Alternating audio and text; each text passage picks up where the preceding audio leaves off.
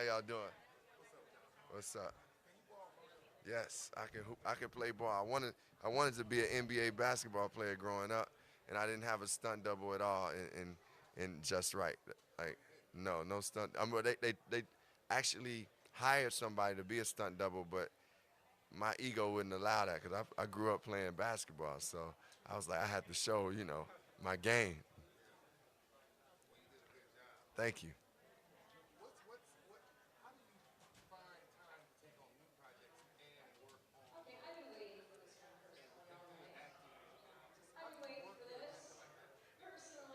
I mean, I think about it like I think about it like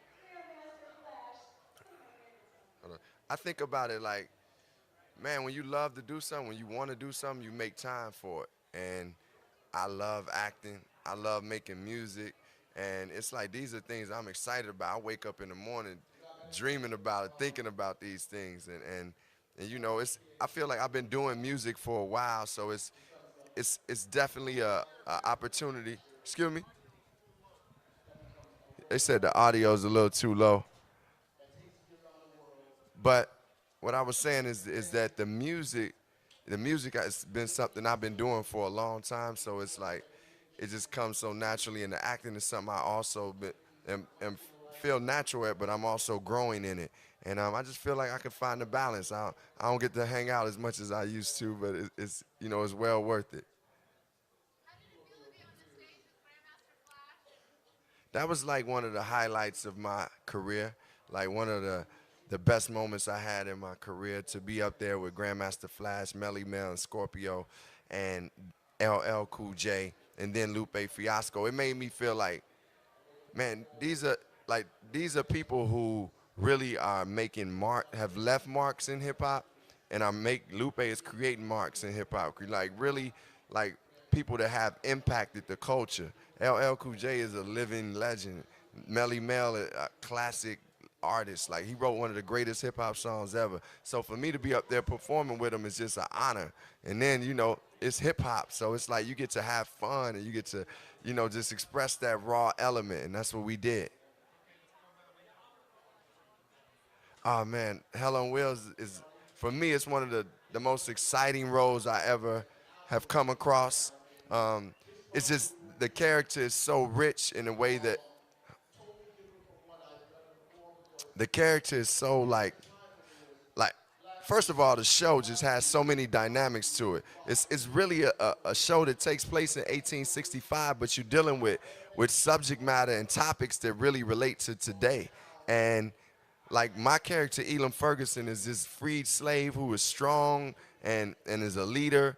And you can see the relationship between him and Cullen Bohannon, who happens to be a former slave owner, a white man. You can see the connection between them, but the conflict. And I feel like this show is really like digs into the issues of America. It's really a reflection of America. It's about building an American dream and what will you go to get it, and how are these people, how do we relate as people. And the show is incredibly written, and hopefully everybody's going out to support it. It's well worth it. Yes, my new album, The Dream of the Believer, will be out December 20th. It's produced by No ID. The single Sweet is out right now. It's a video we shot in Haiti. And my new single Celebrate is coming out really soon.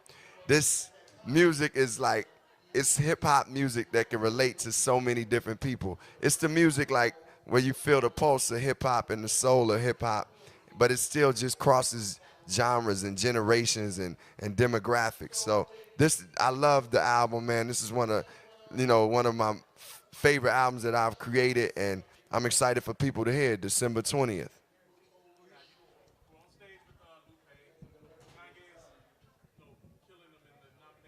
Yes.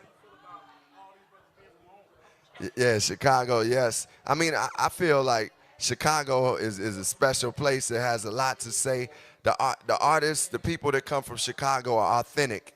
If you look at Lupe Fiasco, you look at Kanye West, you look at Common, you see three individuals that really represent who they are. Lupe talked about skateboarding on the song. Kanye would talk about the death of his grandmother or visiting his grandmother in the hospital. I would talk about love that is lost or dreaming. On my new album, I have Dr. Maya Angelou on the album doing a poem. Like we bring the core of who we are and don't try to like sugarcoat it for anybody. And in Chicago you have everyday people. It's a blue collar city, and that's why you have artists such as myself, Kanye, and Lupe. And I'm very proud to be from Chicago.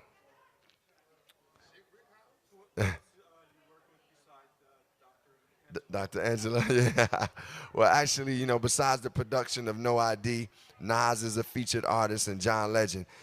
I'm an artist that feels like when you have an album, make it about the music. It's not about who you got on your album. It's about you and the music that you create, and that's what you should offer.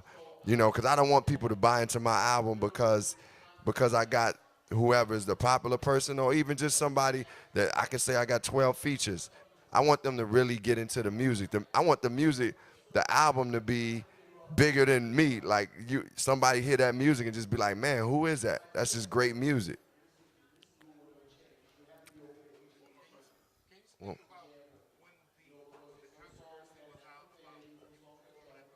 yeah, yeah. Well, when I was invited to the White House and the controversy came up, I first laughed at what they were saying about me because I was like, they called me a vile rapper, and I thought it was humorous, and I felt like the people who know who I am will know that that's not truth, and anybody who has visited my career or even took a glimpse at it, they can say, well, yeah, this guy's not perfect, but man, the energy of his music is pop. I mean, it's pop. It's positive. It's uplifting. It's like this is music. He talks about love. He talks about God. He talks about hip hop. And he may do some street things, but at the end of the day, it's just positive music. It's good music, and I just felt like they didn't know who I am, and I felt like also I was caught in a political crossfire, but you know, the truth always comes to light. I got to go to the White House. I performed the song The Believer, which is a song off my new album, The Dream of the Believer. I performed that poem, and the president and the first lady was no further than you all are, and I felt another of one of the greatest moments I've ever felt in my life. So it was a blessing. Yeah, thank you. Thank you. God bless y'all. Peace.